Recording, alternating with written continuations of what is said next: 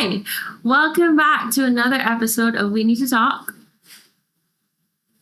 Did you see the sign? Yeah. Clearly, we're not in our usual location, and I have two special guests with me. This is the Hindsight Podcast. Thank you. So, introduce yourself, guys. I'm Dina. I'm Shaquille. Yeah. I think ladies first, so you say something about yourself that's interesting. By introduction, you meant more than my name? Yeah. Okay. I'm Dina. I call myself a creative and talented hot mess. I don't know what to tell you. I do a lot of things. None of them really make sense together, but they make sense to me. So. We're going to dive into that because today's episode is about identity. We're going to trigger some traumatic things in this episode by accident. All right, we like it that way. And this is my husband. Yes, I am creative too, but I kind of fell off of that. Earlier in my life, I was more of a photographer, graphic designer. Now I'm more software engineering, so I'm more tech. But for me, I'm trying to reorient myself into something more, I would say, healing. So more down to earth, more people focused, more about mental health. So I'm really excited to talk to Simone today because, as you know, she's a therapist. And yeah, it's about myself. Fun fact. I just realized I never actually introduced myself at the beginning of these podcasts. I never say, hi, I'm Simone, your host. I really need an intro. And I always watch it like, wait, what's her name again? I don't think I get So, I'm Simone, your host. I have to start saying that. I haven't said that for the past 20 episodes, but we'll start today. Yeah. If I remember. Yeah. I might forget that completely. But yes, we have our audience as usual. Not as many as usual, but we still have our audience. Whoa!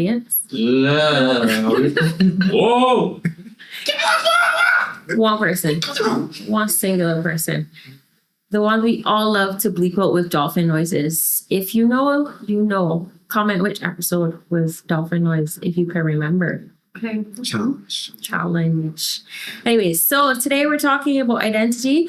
They just filmed with me a part 1 to this video. We talked very in-depthly about energies, auras, spirituality, other exciting things. Like we were both saying around, but that was like the consensus that brought us to talking about identity. So let's start.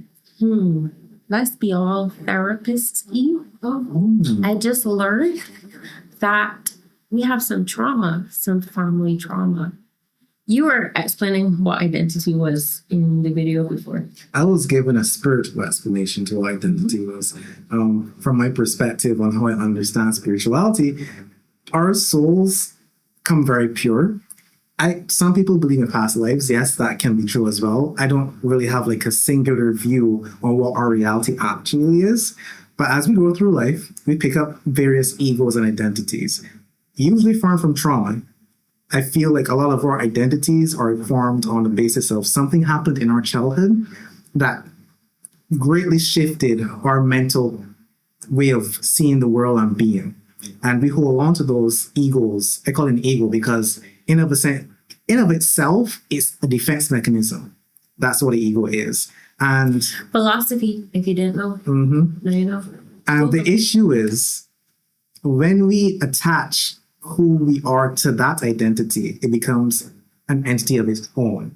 So I believe everyone has a true inner self, a true peaceful self, a true inner consciousness, whatever you want to call it.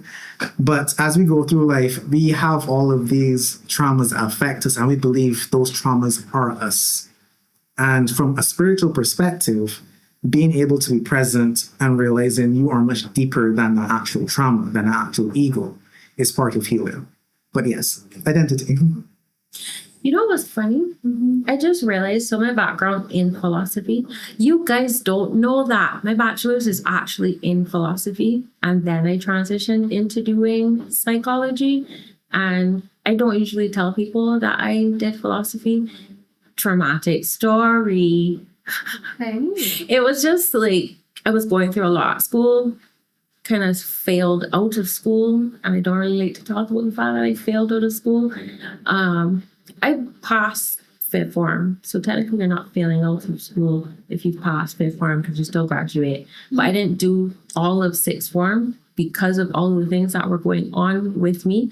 And instead of finishing sixth form, I went to university and I did philosophy because didn't know what to do. Didn't really know what. My dad actually picked it. I didn't. He's the one that did my registration form because, as I said, was going through a lot and I was just over it. But ego, defense mechanisms, inner mind, body, soul connection. I was just thinking about that. And that's probably why I have my view on spirituality and religion and how I view it. I was just talking on their podcast, once again, go watch, about how I am a religious but also spiritual person. I don't really think that one denomination is correct. I like to take from different ones, even though I won't go to one specific denomination, really.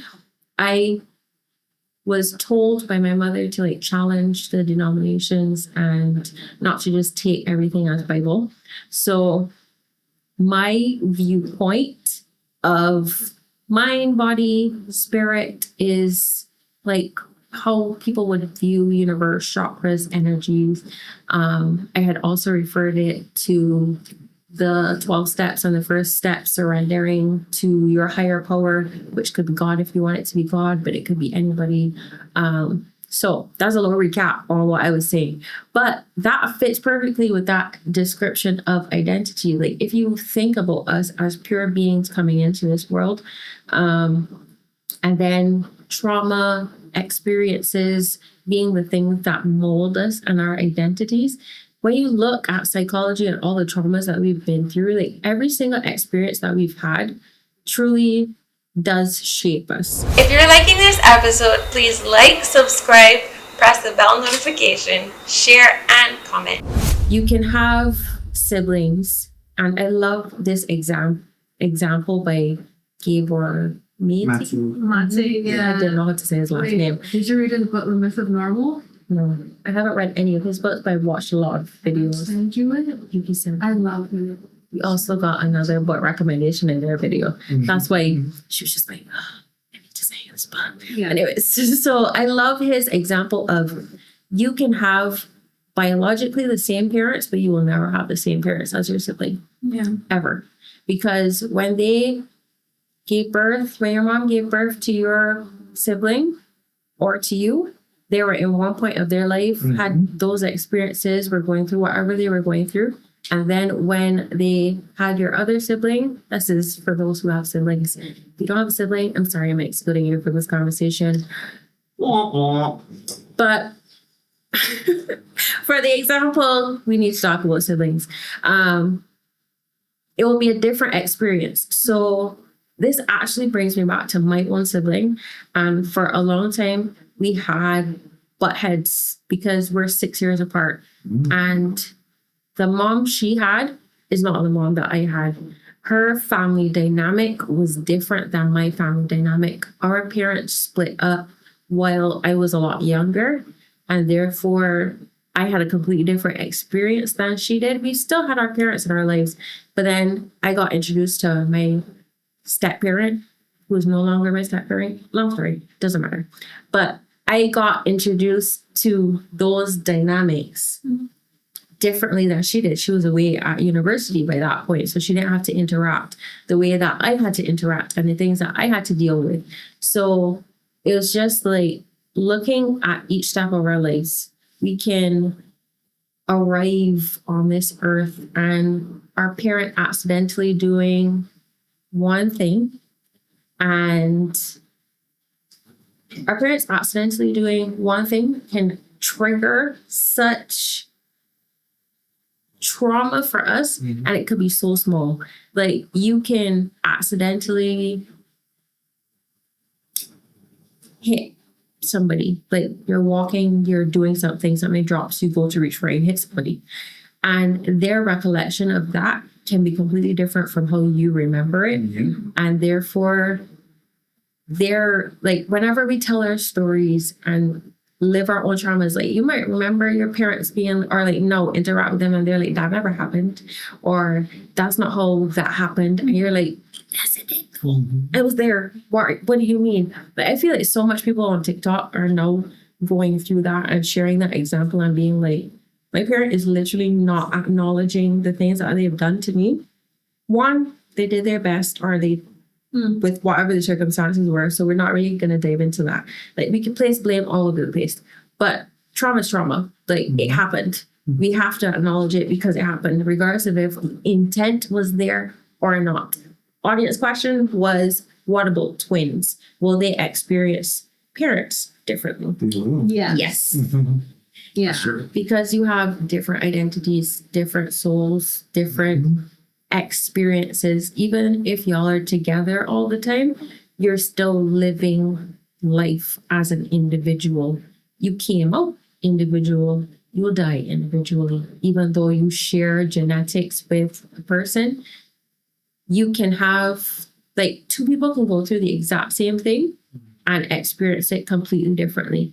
They may have similar parenting styles, but if a child is more disobedient than the other, you would treat that child differently. Sometimes subconsciously, sometimes consciously, you're doing it. Like, you can't always determine how you are interacting with children. So, or like anybody. So it's kind of just like we might be twins, we might be together all the time, but it's still going to be different. It's literally just like a sibling thing when we're talking in this context about identities. So I've been babbling, but we want to know the dark, juicy details. What do you guys think that y'all got thrust upon you by trauma? I mean, I think we can probably explain this with excruciating detail because we do spend a lot of time deep diving into our trauma. I think for mine, it's a bit complex. We're going to have to start with maternal versus paternal. Maternally, I think one of the biggest traumas I would have experienced was growing up in a house with people who are mentally ill. So then that means I was raised in an environment that was always in some sort of chaos. And it wasn't a predictable type of chaos. It was like, you really don't know when what's going to trigger them or when they're going to have a mental breakdown. And we're talking like full breakdowns. And it was difficult as a child because if I didn't tell people because they couldn't understand. Like, it's easy to tell people, oh, my family member is ill.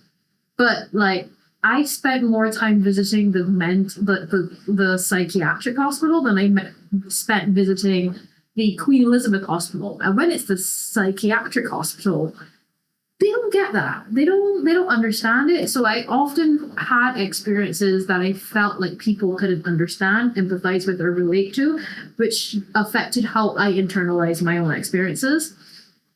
And because I grew up in such a chaotic environment, it affected how I interact with people in that, like, I am always like, I'm supposed to be okay. I'm supposed to be supportive. I'm supposed to be fine because there's somebody in my house who needs more help than I do at any given point, even though I am the child. So even now that I'm an adult, they do tend to rely on me because I develop this responsible character or stuff like that. But it also made me really comfortable with the dark side of humanity. Like, after you watch somebody experience severe psychosis, everything else seems like a cakewalk. I'm like, oh, your feelings are hurt. At least it doesn't need medication. Like, that's great. At least you don't need to, like, be tranquilized to, like, get over it, So it made everything else seem like a cakewalk, but it also made me very hyper vigilant. It made me very hyper, I don't know how to describe it, but like, my husband describes it as being pure Buddha. So like I don't do anything that alters my mental state. And I have not done anything like I didn't do any drugs. I took stress very seriously. I took sleep very seriously. I took mental health hygiene extremely seriously. But it also affected my friendships because other people don't take their mental health hygiene that seriously. So they'd be walking around chaotic as hell with like a lot of chaotic experiences. And my husband would have to tell me, just because somebody's chaotic, like my brain association is chaos equals to mental instability and hospitalization. He's like, Unsafe. Yes. And then so like I find people who are chaotic, they feel unsafe to me. But you have to be like, just because they're chaotic doesn't mean they're going to drag your life through hell and like, completely disrupt the situation. So that was on my maternal side. And I thank God that was like, it was a big issue. And I realized last week when I was having like a bad mental health week that I never really mourned it, because there's a special type of loss that comes with having a aunt in my case that is going through these things, because their personality changes and you never know when you get back to them you were used to when you were growing up. Like they could be gone forever, you never really know. That was on my mother's side. Everything else is fine. I mean, I had an extended family. Financially everything was stable. Sure, I grew up in not raw, but I kind of like that actually. I kind of like my neighbors. I liked my primary school. I liked my people. I had fun. So it wasn't, the other part wasn't as traumatizing to me. Andres behind the camera doing a shoot out. Okay, to me it wasn't that bad, right? On my father's side, I'm the oldest of 9. So my father has 9 children, and up until he did have many sons. and it's interesting because my name is Dina. Dina was one of Jacob's daughters, not quite Father Abraham, but confusing. Anyway, my name is biblical. So yeah, that's traumatized us a bit. And up until I was about 20, I was the only girl. So there's me, then he got married, and then him and his wife had 6 boys. So when I say my brothers, I'm usually referring to all of them, but those 6, those are the ones that I'm closest to, who I would have had to spend weeks in summer with, where when my house was getting really, and it was ridiculous because I felt like it was jumping out of the frying pan into the pot. So, my mother would be like, oh no, I don't think the house is good enough. You need to come for your child. And then my mommy, and then I go to my father's house, equally as chaotic. There are children everywhere. Things are he and his wife were having issues. They were about to get a divorce. It was just chaotic. I'm the oldest sibling. I have to take care of them. I have a baby on one hand. 2 boys are fighting. I have to, and then she needed help because there was no extended family. Whereas in my mother's house, I had 2 aunts, an uncle or granddad. There was an extended family. So the burden was never on one person. In my father's house, it was nuclear. And she was always pregnant. And always in postpartum depression and always struggling. And I just entered the house and I'm like, I don't like this. I don't like this. I don't like this. At home, I don't have to cook and clean and take care of children and change diapers and make bottles and feed kids and be motherly. So I used to ask my dad to go home and he took offense. Anyway, so he was like, so you don't, I'm like, no, I don't like it here. But anyway, I mean, fair. Right, here I have to be responsible and I have to look out for children and make sure they're okay and help my struggling stepmother. So, those 2 opposing elements of divorce and healthy marriages and neglectful parents with mental health problems and instability and chaos. I just felt like my life as a child was very chaotic. Mm-hmm. And so it made me very focused on being not chaotic, sleeping on time, not doing drugs, don't party, don't do anything. But because my sin, I read this quote once that said, sin is when your loves are out of order. So then it's they shouldn't, there's a general type of sin. Sin is anything that you're doing that harms you. And my rigidity and my purity was harming me. It was affecting my relationships and my mental health and stuff, because I was so focused on so hyper fixated on not becoming ill or not losing my mental faculties. Anyway, I hit 27 and I chose violence, and I'm like, well, you know what? I haven't had a mental breakdown yet. So I think I'm fine. I think I'm safe. But yeah, that's me. Measuring stick. We think we're safe. Probably not, but yeah. Do you think you have a type A personality? No, that's the concerning part. I know for sure that I don't, but I developed it because I had to. But I think if my natural personality were to come out, like all the art in here is me. I don't like having to be structured. I much prefer to just go with the flow and see how things go. But I developed structure to cope with chaos. And I took the identity of like I thought I was a structured person until I got married and I no longer lived in like a chaotic environment. And I kind of started to realize like, oh, that's actually not my personality at all. Like if my parents were better and my household was better, I probably would have been like, I don't want to do this. But because they were like dealing with other things, I had to take care of myself and make sure that like, you know, I was doing things for myself from an early age. So then I developed the ability, but it's not who I am naturally. That's what I've discovered. Do you think it affected your desires for the future? So do you think you would not want 6 children? Absolutely not. I don't even know if I want children. Like I tell people this. Did you just see your face? Sorry. like people ask me this all the time. And I'm like, I don't think I want children. I want to give my husband a child. 2 different things. If I were not married, I would not. But I think he'll be a great dad. And I think I want to see him with family. And he makes me have the desire for family. But if he was not in the picture, children. So I associate children with struggle. F them kids. That's what I had say to. every day. So that's stuck in my head. Right. I associate them with struggle. And I think it was weird because growing up and now that we're adults, a lot of my friends glorify parenthood, but all I saw was the bad parts, the depression, the pregnancy, the recovery, the sleepless nights, the anxiety. And I'm like, so we all, like I have one friend who completely, to her it's going to be the most beautiful experience. And to me it's going to be a nightmare. The adult you create in the end. Wait. The most beautiful experience, the pregnancy or raising a child? I don't know all. She thinks it's going to be amazing. I think it's going to be suck. I think pregnancy is going to suck, but there's some people. Your body is literally just like deteriorating. And It's like falling apart. It's like there's and this growing thing a thing. sucking your life force. It is literally sucking your life. It's a parasite. And this is coming from somebody who wants to be pregnant and have children, but also I know your teeth get shaky. Yeah. Your bones get brittle. Like you're It's a parasite. dying. Think You're quite Bella literally dying. from like what was it? Twilight. Like not the which book was it? Breaking Where Down. she had Renesmee. Breaking Down. Think Renesmee just- and Bella. Yeah. No. But I also don't think it'll be as It's not bad. perfect.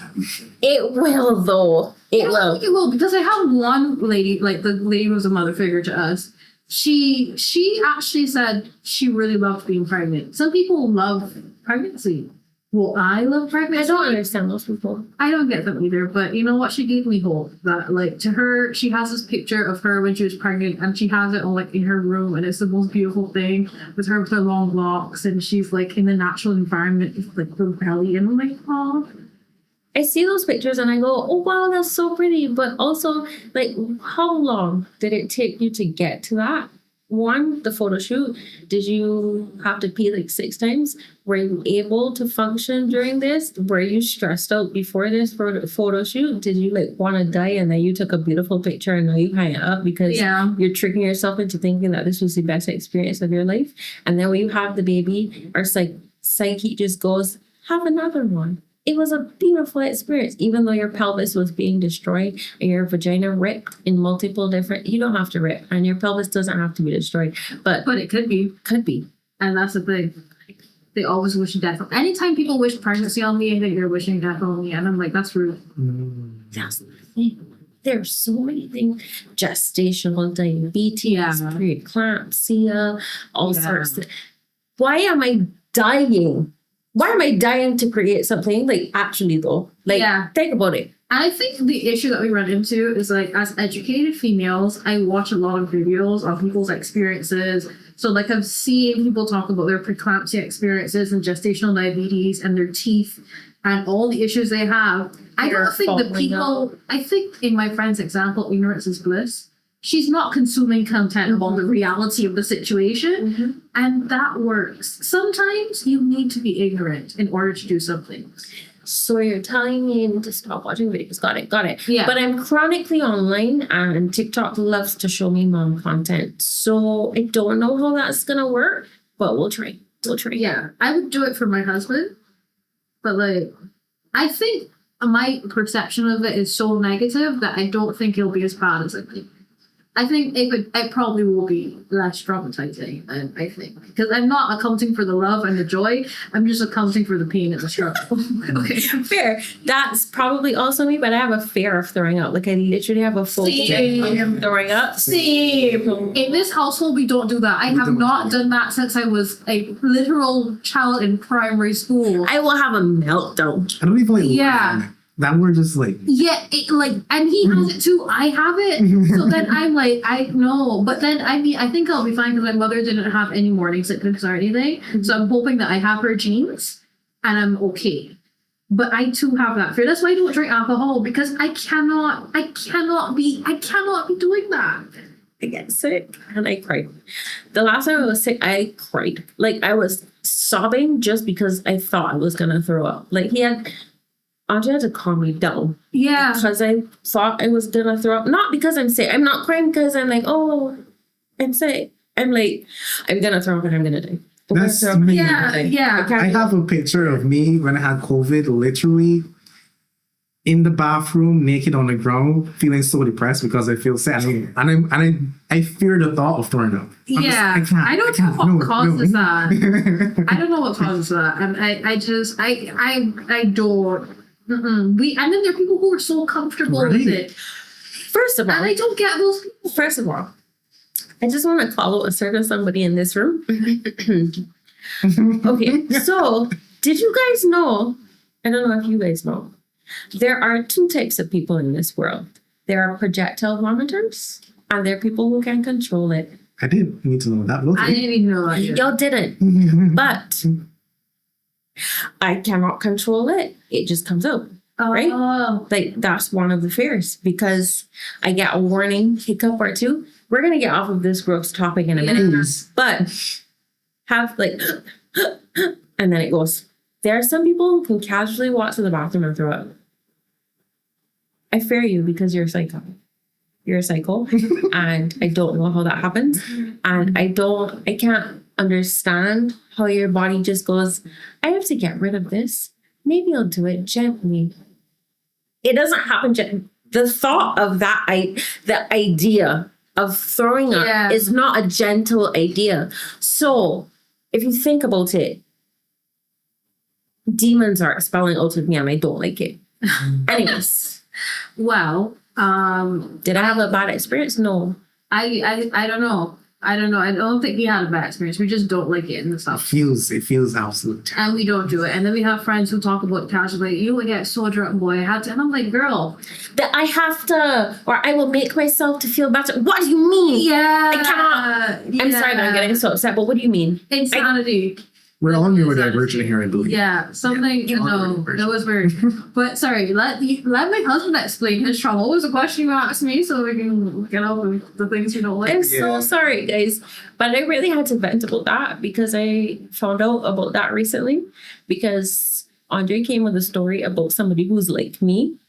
And Andre is a person who can control it. And I'm like, and the person who is like me and can't control it was confused that there are people who can control it. Just like how I was confused.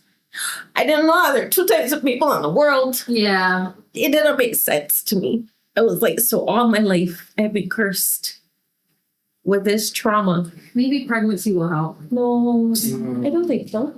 I don't think so. I think it will just give me how much ever months of just crying all the time and just being like, I'm going to die. Fear. I want to have 3 children, but I want to have, I'm pregnant. 9 months later, ooh, I'm about to give birth. Baby born. Like, I want to.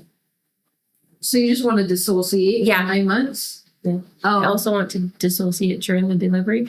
And because I'm mentally ill, I dissociate all the time. So I'm fine with that. Okay. Presence. She has a therapist, guys. So don't worry about it. She will get the required. Yeah, we're medical actually help. working on dissociation, and I don't dissociate as much anymore. And it sucks because I know that I can't. Like, what Like, life is beautiful, okay? Like, it is. You're it's safe. beautiful. But also, dissociation is safe too. No, it's not. I'm in my brain, It's just like chilling. dissociation is avoiding. It's like you have a dirty room. Don't listen to me, guys. I'm a therapist, but I'm She talking crap. knows. She knows. We're just joking. You have a dirty room and you see all the mess and like, let me just play this game and like not look at it. Hey, what do you Yeah. mean? Like, when I talked to him earlier, I went to his room to, like, sweep the floor. I'm like, you want to see it here dirty? You just left it here? You just left it so? That's kind of dissociation. And then your therapist is like, it's true. Honestly, I'd be working. I don't notice anything. I Dissociation. don't want to clean it. I don't want to acknowledge the trauma. It hurts. And that's why we're talking about stillness, pleasure versus pain. Say that little gem again, because I feel like it has to be said more than once. Basically, in this society, we cycle between both pleasure and pain. For us who have like to deal with life responsibilities, it's a very stressful thing. And we don't have, or it feels like our time is being robbed from us when you have to fulfill obligations or do things to make money, to pay bills. Even university is a stressful experience. And we don't take time to be still because it feels like a waste of time. It feels like we should feel it if something that feels good. If you don't go with friends, if you don't party, if you don't do like play that video game, it feels like, what am I doing? I need to like, get my fill of all the things that I enjoy.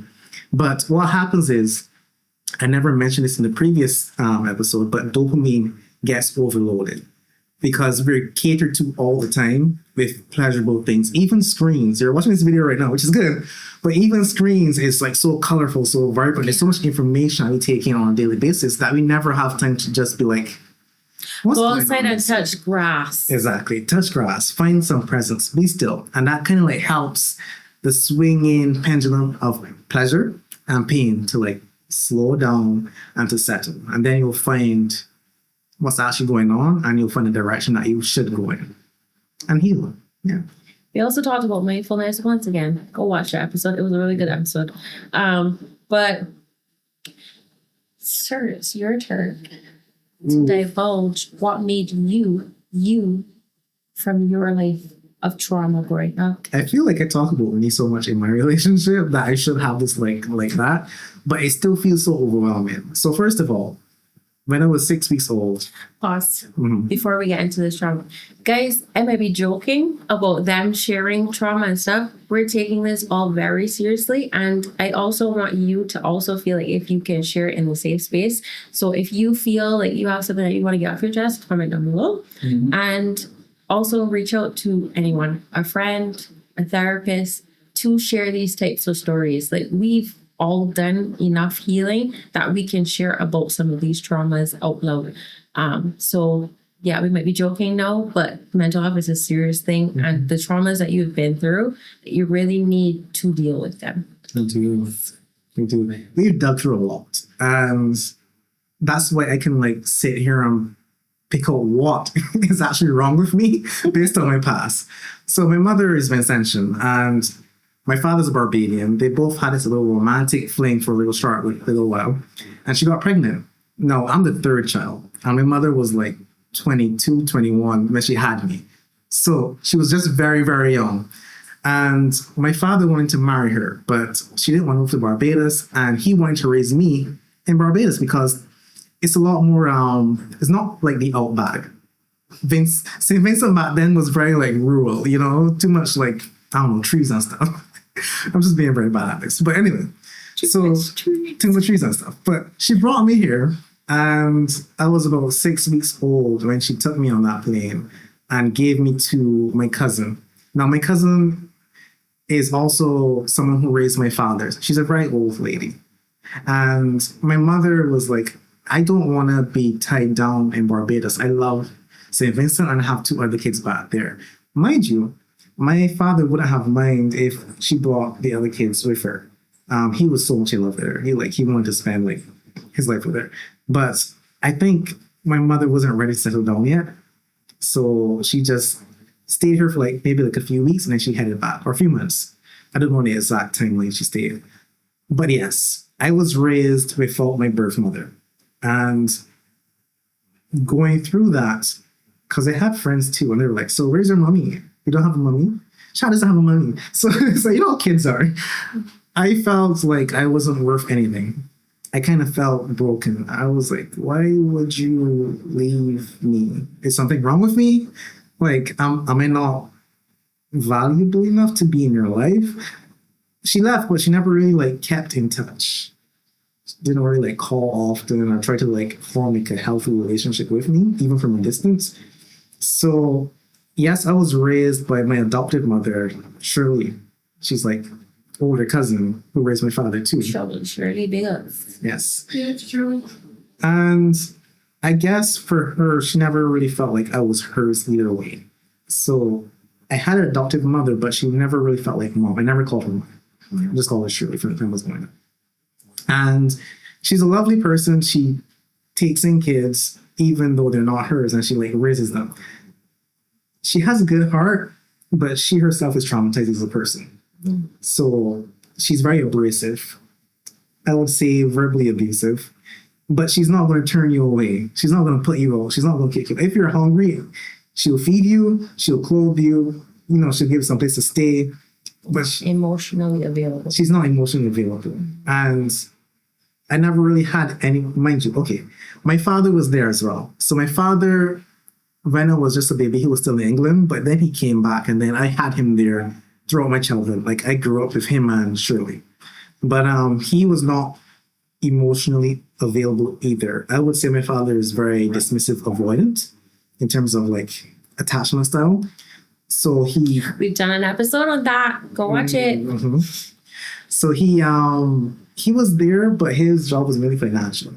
He would take me to school. He would feed me, give Shirley money, take care of me. We all lived in the same house for a while.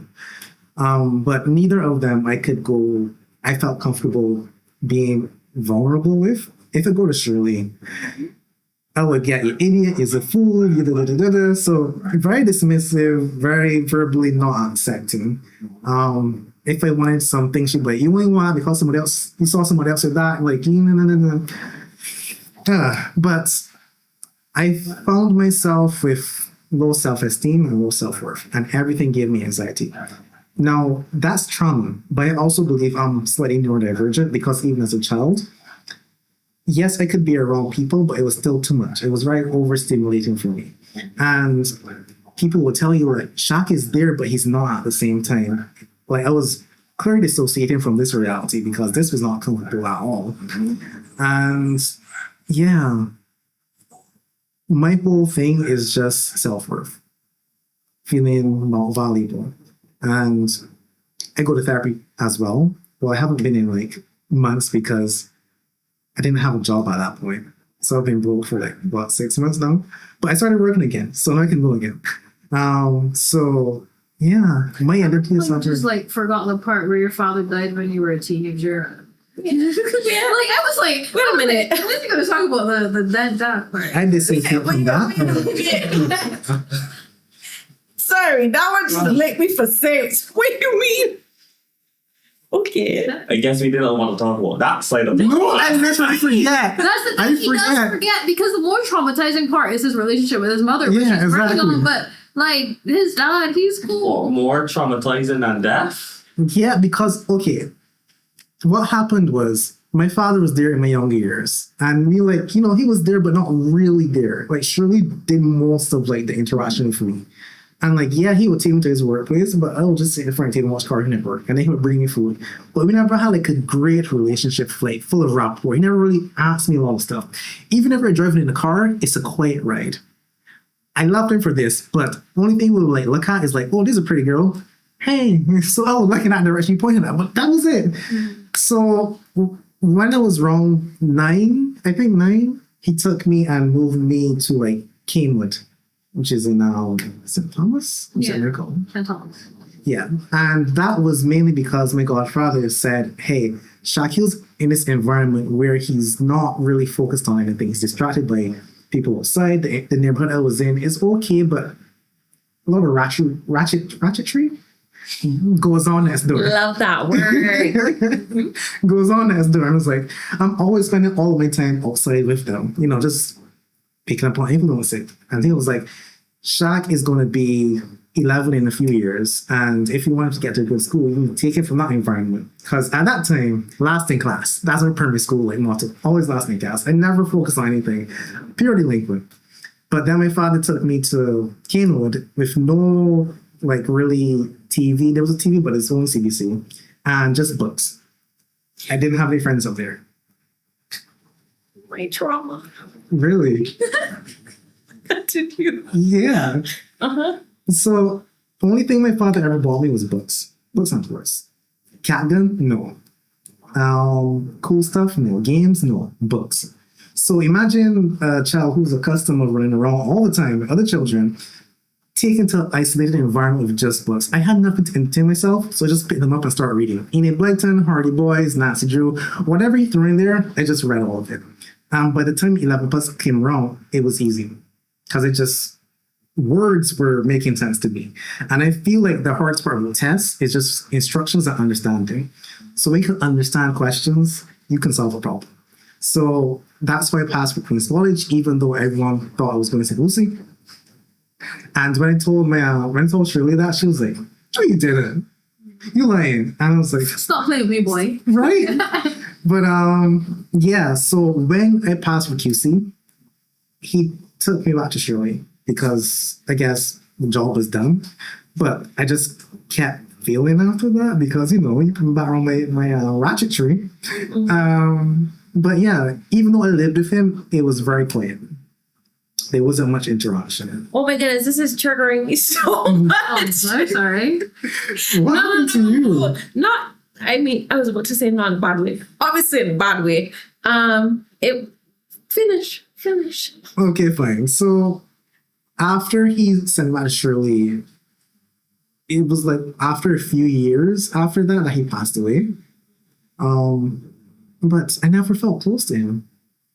He never felt really fatherly to me in a weird way. And when he died, I didn't even cry.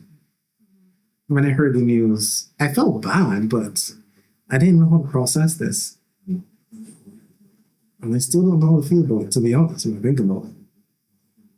But there have been a few moments where I have cried for no reason when I think about him. Because to me, he just felt like a very lonely man.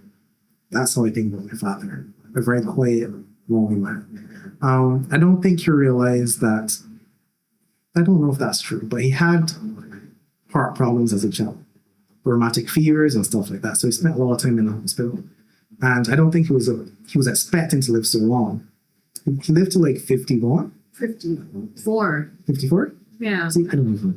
That's how like distant my father is to me mentally.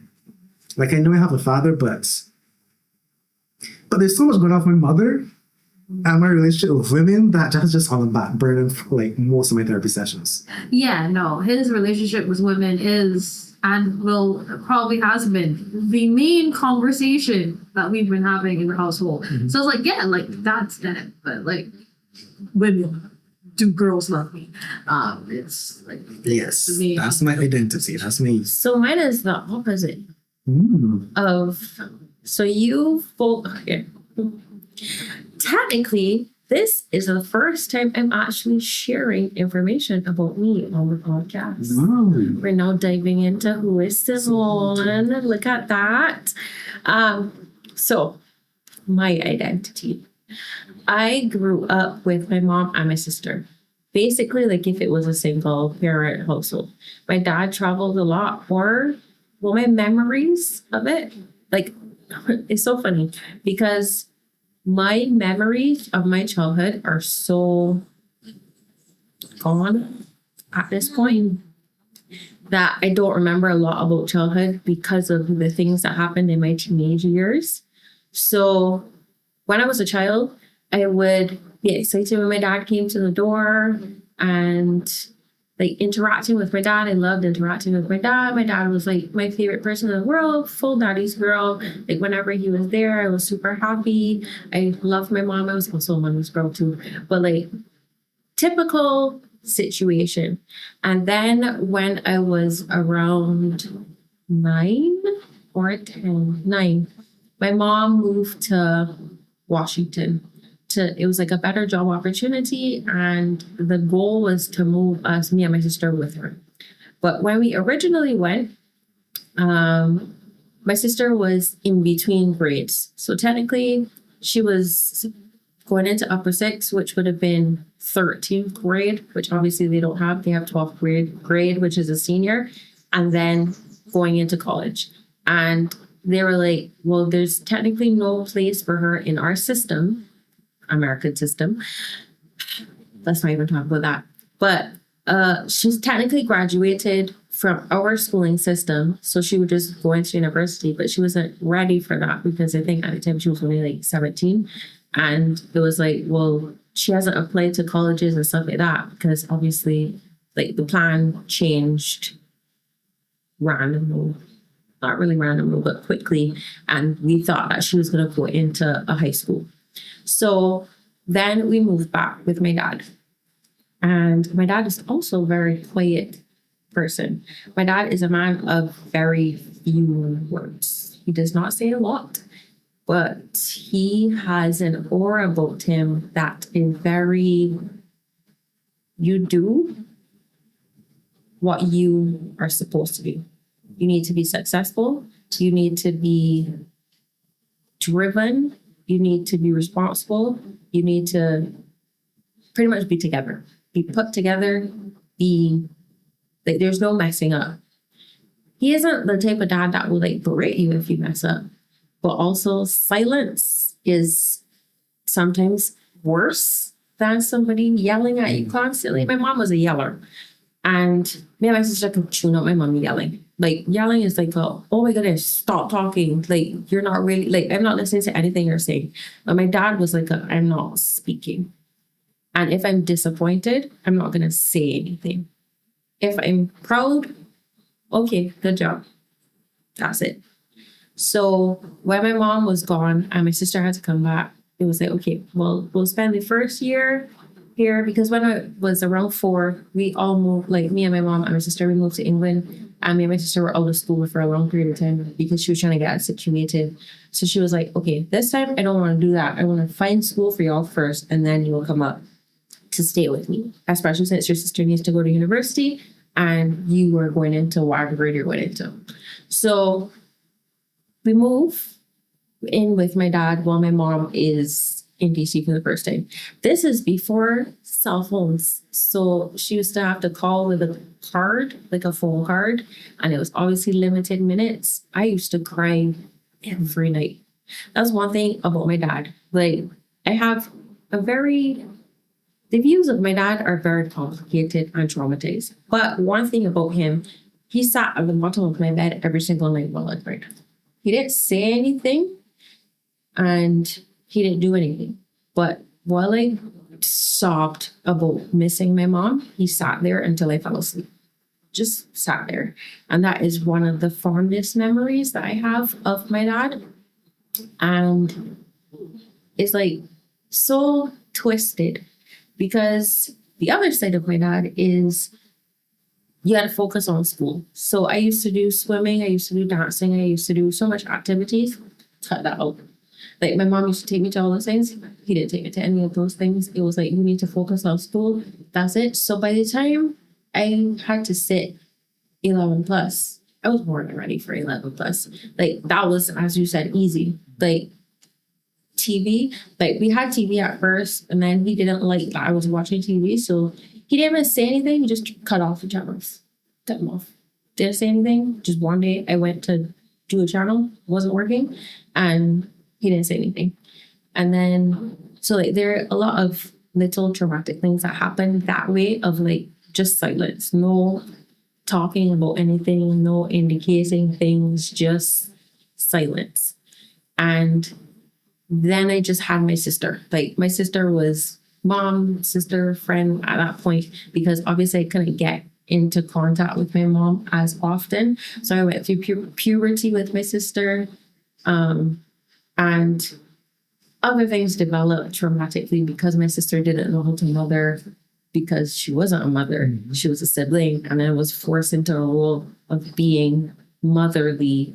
And then there's so much trauma that came out to that. But I said that it was triggering me because my dad was so quiet. Like, even to this day, when I see him, because he doesn't live in the same place as me anymore, not even just house, as in country.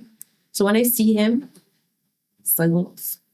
Like, he talks more to try to kind of be like, oh, this joke. Ha ha ha ha ha. But we can sit and not say anything for a very long time. He's an author.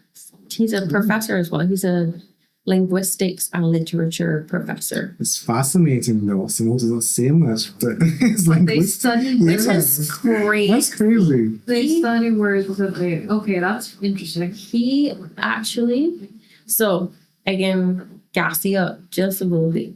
He was one of the first linguistics professors at Cahill. He's written a lot of books that kind of like fostered a lot of growth in that area. He's a very important person when it came to UE.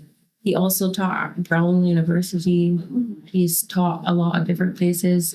People get him for lectures, etc. No, I'm not going to say who my father's name is. It Does is. not put pressure on you to feel like you need to be something. Yeah, girl, we're getting there. We're getting there with the trauma. So, and no, my dad's last name is not Lewis, so you will not find it. Anyways, so being my dad's child is like seeing somebody who is an authority in their profession, quite literally, of like so many people look up to you. Another core memory, I used to go when he would have lectures and have to teach people, and I would just writing in his office on his chalkboard, like, and then students would just randomly come in. It's hilarious. Anyways, so just having silence a lot. He says a lot in his work environment. When does it say anything? So- Oh, which is interesting. His father was also a teacher and lecturer. It's crazy. See why Richard White me so Wow, I much. understand though. It was so he's written multiple books, and the books, like one of the books is talking about music. Is like Bob Marley lyrics and Wailers lyrics and stuff like that. Some of them are not interesting to me at all. Some of them are boring. To him, okay, my dad, this is another gossip, but also this is so crazy. He's the type of person that will write a book and not care about it being published. Like, his publisher will publish the book because it's a good book and they will edit the book. But he's also just like I think he's different academic process of learning and explaining parts of it. So to this day, he will just be like held up in the room alone where he lives now, because he lives by himself. And he will just,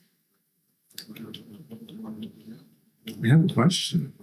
Do you think he was better with his students than he was with you? probably, because the way that they speak about him was crazy. Same thing with my father. Like, who's that person? Yeah. Like, I even, like, actually, last year, we went to a historical, like, speech. It was like a little conference thing that they were having.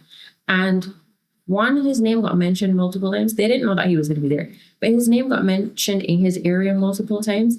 And after, the people who would just like walk up to me like, "Hi, Professor Dill, Professor Dill, blah, blah, blah, blah."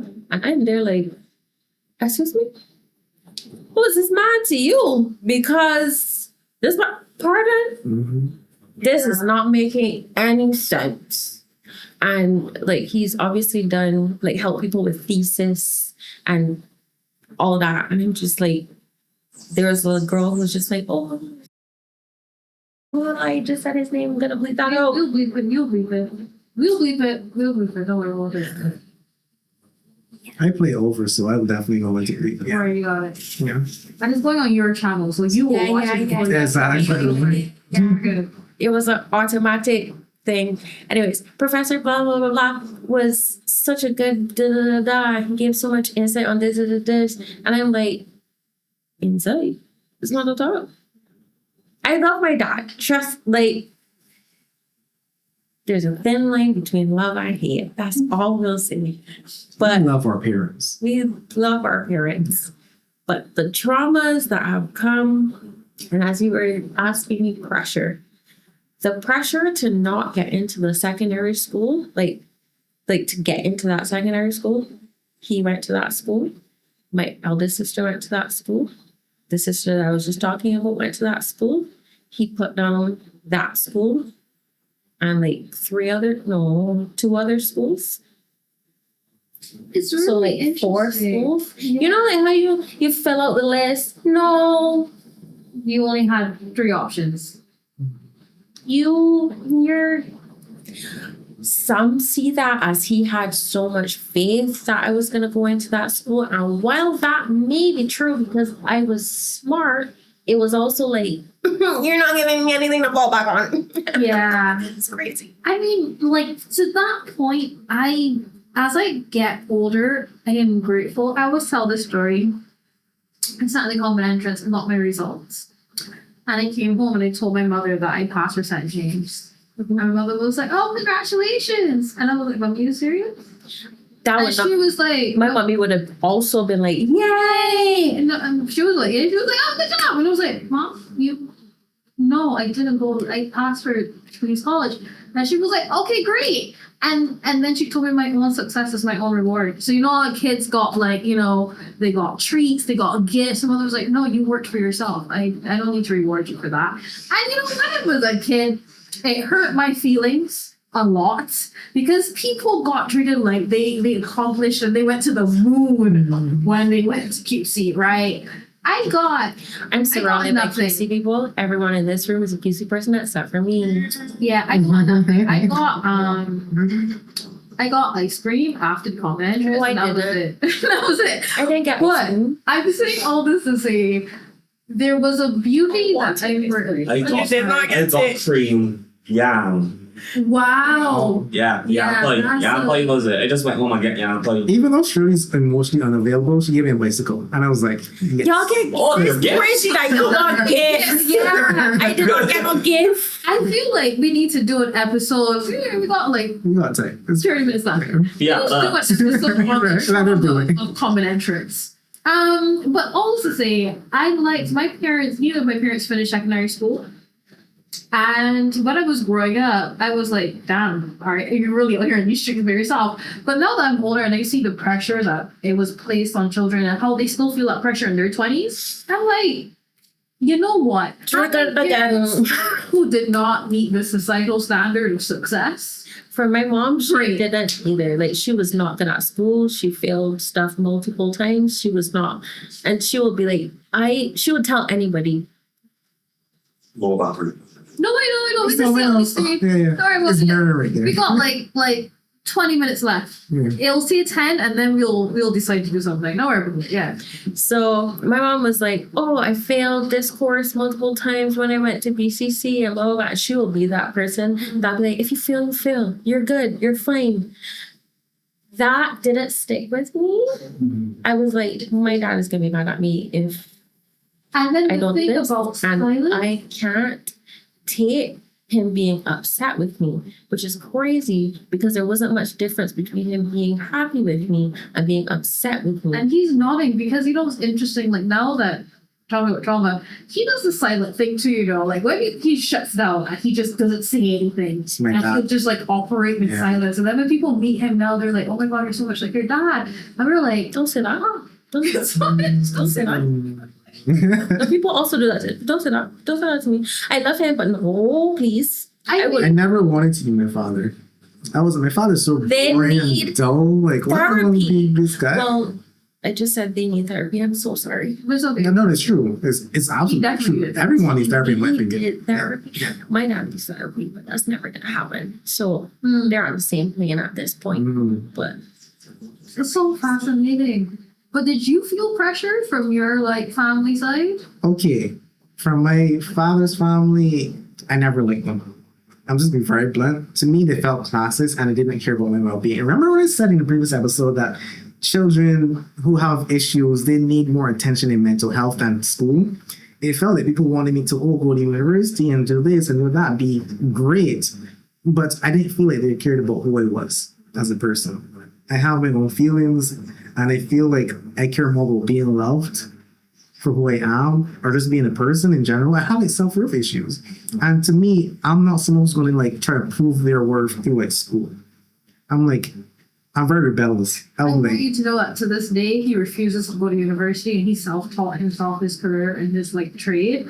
And he refused to go to school after. 2 CXCs, right? After. We are literally the CXCs. opposite. I am like, no, I have to have this degree and that degree and blah, blah, blah, blah. Yeah, blah, blah, that's blah. me too. At this point, my parents don't even know what I do. Mine is to prove a point. Oh, yours And know what his you is do. to. He's just rebelling because he would read a piece. I should have rebelled. To be fair, Yeah. it's both to prove points. Yeah, it is. Yeah, like, that's it is just to exactly. prove the Yeah. point of like I can be successful even if I don't do school and Exactly. I don't go through the work. And hers like I will be successful. And unfortunately, in some senses, but if the dichotomy of it being male and female is, it does just come without bounds of the freedom of feeling like a man to just have to then prove it yourself without any care or consideration. And they're like, yeah, they can go out in the world and I will do it. Yeah, whereas And I women don't are care more what like- anybody think. Yeah. I got to do it. Well, with women, it's then seem like I not necessarily need, but you still find I- yourself going along with it, which is something that I struggle with. Even though I don't need to, I still end up filling the role or like just going along. Like I was watching a video about like how feminism turns to fascism. Fascinating. But anyway, Yes. it was like basically saying that the ladies had the fascinating quote, like you're not born a woman. You're born and then you become a woman. Like it's trained into you that femininity is about submission and good behavior and like falling in line. Whereas, and then so it was a fascinating video. I'll link it in the description box. But then she was like, that leads to authoritarianism because you force people to submit to like a greater authority that is deep. Anyway, say all to say. The gender dichotomy between you two and how you dealt with the quiet and authoritative fathers is fascinating. So, what's your relationship like with school now and success? I'm very hard on myself. I put a lot of pressure on myself to the point where I have mental breakdowns all the time. I'm dealing with it in therapy. Don't worry about it. And I struggle a lot with anxiety and mental health issues.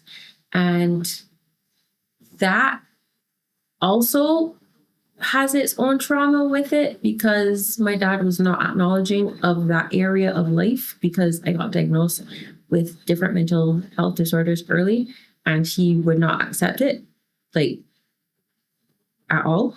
I won't even say what he said because that's still too painful for me. But now I'm trying my own best to like figure out how to not put that pressure on myself and to accept that things are going the way they're going.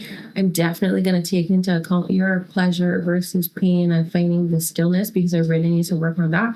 My own partnership, like in relationship wise, I find that this relationship that I'm in now, I know that I gassy up in several videos. Like at this point, I'm just talking this boy if he's the greatest. He is. But this relationship, like having a partner that kind of holds you accountable and shows you that you are doing good without constantly being like, oh my gosh, you're doing so great. And like that, it's not fake. Like my mom would do that. And there's an extreme to it where you feel like no, you're not being genuine, but like giving me the reassurance when it's necessary to give me the reassurance, but at the same time being like, you can give yourself your own reassurance because you are doing well and you know that you're doing amazing, and then helping to foster my journey of healing and stuff has really helped me and is helping me with pressures. Do I still have breakdowns? Yes. Do I still feel a lot of pressure? Am I still very hard on myself? Yes. But I'm trying very hard to not do that anymore.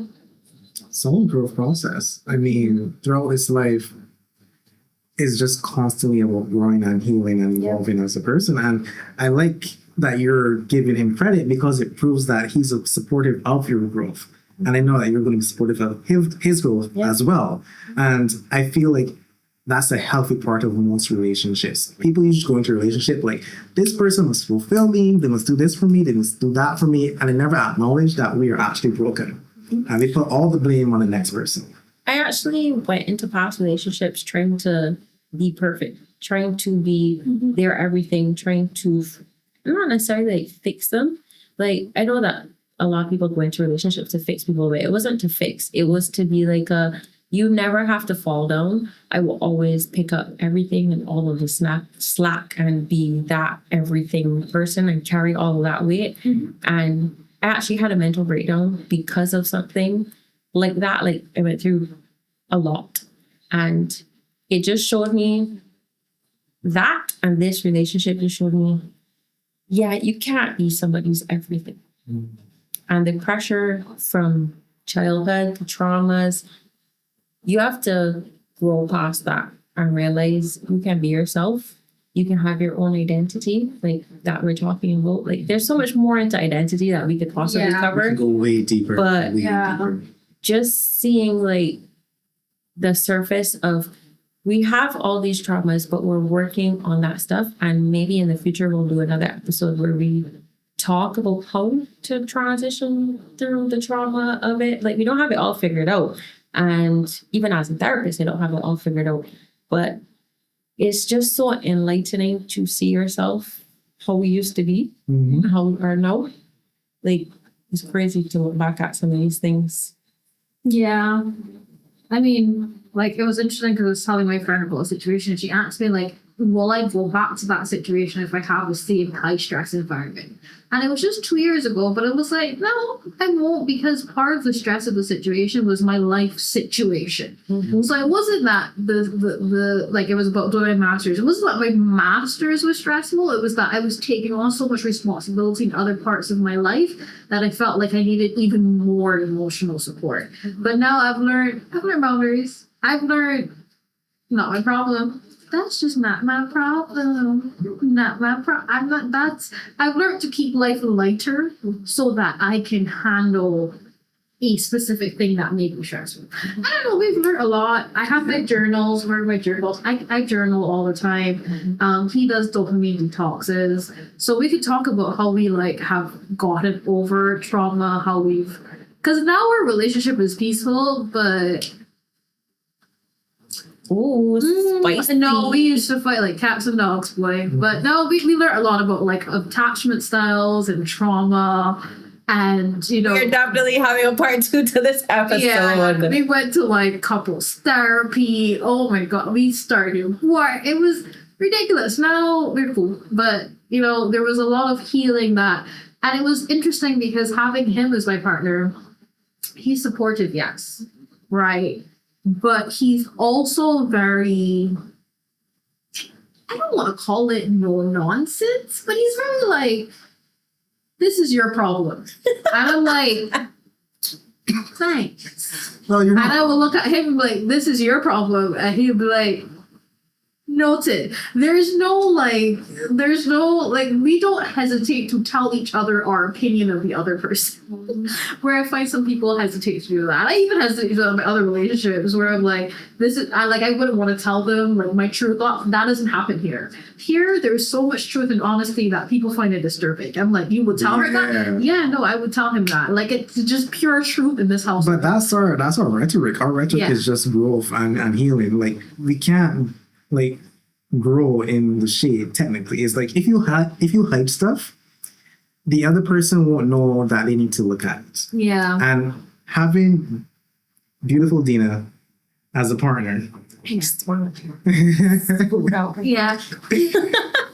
She will tell me when my ego is going too far. If I'm being too unavoidant as a partner, she will tell me where my issues are.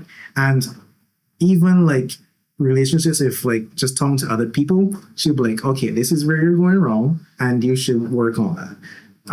But that's our theme from the very beginning. Yeah, like my first picture was like he went to the beach and he took a picture of these two seedlings. And like the theme, that was when we just started talking like a month in, and the theme was grow together. So I think that's the motto of the relationship. That's literally my motto for this year. Grow through what you go through. Yeah. And it was really cute. I still have because he was into photography, so I still have the photo of the two seedlings. So like now we're like little plants. We can stand on our own essentially. Like we're pretty okay as individuals. But then we went through a part of our relationship where it was like individually, okay, we'll close down soon. But like individually we're okay. The phone is telling us to stop talking. But we had to go through a point where we were relying on each other for parenting so much in the beginning because we got together in 1921, and then we matured to the point where we were like self-sufficient individuals, and then we had to choose each other because we didn't need each other anymore. So it was an interesting like transition from I need you to I really don't need you, but I really care around here. And here we are. So maybe join for the part 2. Codependency to interdependence. Right. Yes. Yeah. Not symbiotism, right? I don't know, whatever you want to call it. But the phone's going to die, so we'll let her wrap up. Thank you so much for watching this episode. Thank you so much for being on this episode. This was so much fun. Like, I love the episodes where it doesn't feel like if we're actually filming, it just is talking. Yeah. Not that we have so many episodes that are like draining, but sometimes you can tell like, oh, I have to ask this question and I have to. But this was like a conversation that just kept going and going and going and going. And then also when you're all on the spectrum, kind of just boop, boop, boop, boop, boop, fits in together. Anyways, watch their episode on their channel, The Hindsight. And I'll see you next time on another episode of We Need to Talk. Bye, guys. Bye.